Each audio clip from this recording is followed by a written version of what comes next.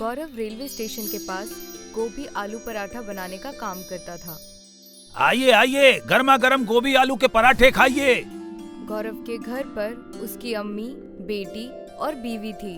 गौरव सुबह से लेकर शाम तक मेहनत करता, लेकिन फिर भी अपनी गरीबी दूर नहीं कर पा रहा था। सुनिए जी, गोभी आलू के पराठे बनाने में लागत बहुत ज्यादा आती है। आप एक काम कीजिए, आप सादे पराठे बना के बेचिए, जिससे हमारी लागत कम आएगी और प्रॉफिट ज्यादा होगा। नहीं, मैं ऐसा नहीं कर सकता। सादे पराठे खाना कोई पसंद नहीं करेगा। और फिर अब्बू भी गोभी आलू के पराठे बेचा करते थे, इसलिए मैं भी यही काम करूंगा। गौरव के पास तरह तरह के ग्राहक और उनकी तरह तरह की डिमांड होती थी। अरे भाई, मेरे पराठे में जरा गोभी आलू ज्यादा भर देना। मुझे पराठे के साथ सब्जी भी चाहिए। मुझे पराठे के साथ अचार चाहिए। मुझे पराठे के साथ नहीं चाहिए। गौरव कभी कभी ग्राहकों की डिमांड सुनकर परेशान हो जाता था। अगर आपको पराठे के साथ सब्जी चाहिए तो उसके अलग से पैसे देने होंगे। मैं अलग से पैसे नहीं दूंगा। देख रहे हो भाइयों, ये मियाँ सब्जी के पैसे अलग से मांग रहे हैं। चलो चलो, हमें यहाँ खाना नहीं खाना है। सुनिए तो, आप लोग कहाँ जा रहे हैं? रुकिए तो सही। एक दिन गौरव बहुत निराश होकर घर पहुंचा। क्या हुआ? ठेले पे लोगों की संख्या लगातार कम होती जा रही है। ग्राहक पैसे देना नहीं चाहते, लेकिन उन्हें सब्जी, अचार, दही सारे पराठों के साथ उन्हें चाहिए। चलिए कहीं बाहर घूमने चलते हैं, थोड़ा मूड फ्रेश हो जाएगा। हमारे पास इतने पैसे तो नहीं है कि किसी टूरिस्ट प्लेस पे घूमने जाएं। तुम्हारे घर ही घूमने चलते हैं। गौरव अपने ससुराल में घूमने गया, जो गांव में थी। रास्ते में गौरव और उसकी बीवी को प्यास लगी। उन्हें कहीं से बाहर गिरने की आवाज सुनाई दी। ये झरने की आवाज तो पूरब दिशा की ओर से आ रही है। गौरव और उसकी बीवी पूरब की ओर चलते गए। झाड़ियों के पार उन्हें एक बहार मिली। ये बहार तो बेहद खूबसूरत है। गौरव और उसकी बीवी ने जी भरकर पानी पीकर प्यास बुझाई और हाथ पैर भी धोए। जब वो चलने के लिए तैयार हुए तो उन्हें किसी के कराहने की आवाज सुनाई दी। ये कराहने की आवाज बहार के पीछे से आ रही है। बहार के अंदर घुस के देखना होगा, तभी पता लगेगा कि उस पार कौन है। लेकिन बाहर के अंदर घुसना खतरनाक भी हो सकता है। क्या पता ये किसी तरह का जाल हो। तभी बाहर में से आवाज आई, ये किसी तरह का जाल नहीं है। मेरी मदद करो, मैं एक साधु हूँ, मुझे कैद से आजाद करो। मुझे बहार के पार जाना ही होगा बेगम। अगर मैं वहाँ कैद होता तो मैं नहीं चाहता कि मुझे भी कोई कैद से आजाद करे। गौरव बहार के पार गया तो उसने देखा कि एक बाबा एक कटीले खंबे से बंधे हुए थे। बाबा की पीठ से खून बह रहा था। तुम कौन हो और यहाँ कैसे कैद हो गए? मैं सब कुछ बताऊंगा, पहले तुम मुझे कैद से आजाद करो। गौरव ने रस्सी खोल दी और बाबा आजाद हो गए। तुम्हारा बहुत बहुत शुक्रिया। मैं एक साधु हूँ और मेरे पास तिलस्मी ताकत है। मैं इंसान की मुरादें पूरी कर सकता हूँ। कुछ लोगों ने मेरा गलत फायदा उठाने की कोशिश की। जब मैंने उनकी बात नहीं मानी, तब उन्होंने मुझे इस बहार के पीछे कैद कर दिया। अगर तुम्हारे पास तिलस्मी ताकत है तो खुद तुम उससे आजाद क्यों नहीं हो पाए? मैं अपनी ताकत का इस्तेमाल खुद के लिए नहीं कर सकता। ठीक है साधु महाराज, अब मैं चलता हूँ। मुझे अपने ससुराल पहुंचना है, मुझे देर हो रही है।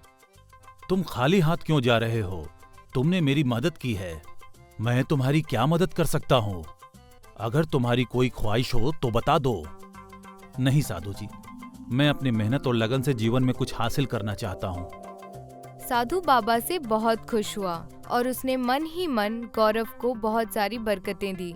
गौरव अपने ससुराल से लौटने के बाद फिर से अपने गोभी आलू के पराठे बनाने के धंधे में लग गया। आइए आइए, गर्मा गर्म गोभी आलू के पराठे खाइए। आइए आइए। ग्राहक फिर से तरह तरह की डिमांड करने लगे। अरे भाई, मुझे पराठे के साथ सब्जी भी चाहिए। सब्जी तो नहीं है। तभी अचानक उस आदमी के पराठे में से सब्जी निकलने लगी। मुझे पराठे के साथ दही चाहिए। मेरे पास दही नहीं है। लेकिन तभी उस आदमी के पराठे में से दही निकलने लगा। मुझे पराठे के साथ अचार चाहिए। मेरे पास अचार नहीं है। लेकिन तभी तीसरे आदमी के प्लेट में से अचार निकलने लगा। सारे लोगों का दिमाग चकरा गया। ये सब क्या हो रहा है? मैंने लोगों को सब्जी, दही, अचार नहीं दिया, तो भी इनके प्लेट में तीनों चीजें कहाँ से आ गईं? तभी वहाँ वही बाबा आए जिन्हें गौरव ने बाहर के पीछे जाकर आजाद किया था। बेटा, जरा 2 पराठे लगा देना, सब्जी, दही और अचार के साथ। इतना कहकर बाबा अदृश्य हो गए। गौरव समझ गया कि ये सारा चमत्कार उन बाबा की वजह से हो रहा है। गौरव की रेहड़ी पर लोगों की भीड़ लग गई। सभी पराठे खाने के लिए वहाँ टूट पड़े। वे पराठे के साथ सब्जी, दही, अचार और जो भी मांगते वही पराठों में से निकलने लगता और थाली में आ जाता। गौरव ईमानदारी से सिर्फ पराठों के पैसे लिया करता। कुछ ही दिनों में गौरव लखपति बन गया। गौरव ने सबको सच सच बताया कि ये चमत्कार एक बाबा की वजह से हो रहा है, जिसे गौरव ने बाहर के पीछे के कैद से आजाद किया था। वे बाबा बाहर के पास ही ध्यान में लीन होकर तपस्या करने लगे। गौरव के बराबर में दीपक नाम का एक आदमी ठेला लगाता था। दीपक भी पराठे बेचता था। दीपक ने सोचा कि अगर वो भी गौरव की तरह वरदान प्राप्त कर ले तो वो भी जल्दी अमीर हो जाएगा।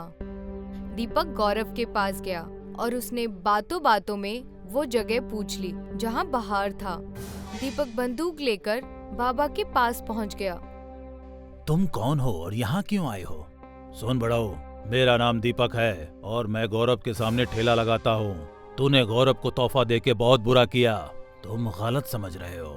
गौरव एक भला और मेहनती आदमी है। उसने मुझसे कोई तोहफा नहीं मांगा था।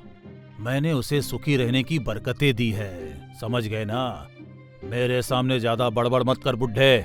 चुपचाप मुझे भी लखपति बनने की बरकतें दे, वरना बंदूक से तेरा भेजा उड़ा दूंगा। इस तरह से बरकतें नहीं मिला करती है। लगता है तू ऐसे नहीं मानेगा।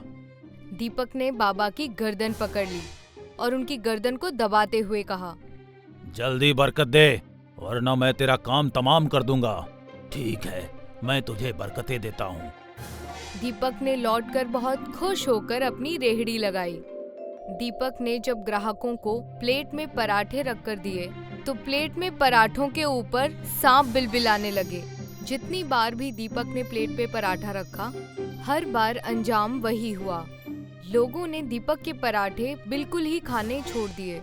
अब सारे ग्राहक गौरव की रेहड़ी पर जाने लग गए और गौरव ने देखा कि ग्राहकों की संख्या बहुत बढ़ गई है। तो गौरव ने 2 नौकरों को रखकर एक रेस्टोरेंट खोल लिया और इस तरह अपनी मेहनत और लगन के भरोसे पर खुशहाल जीवन बिताने लगा।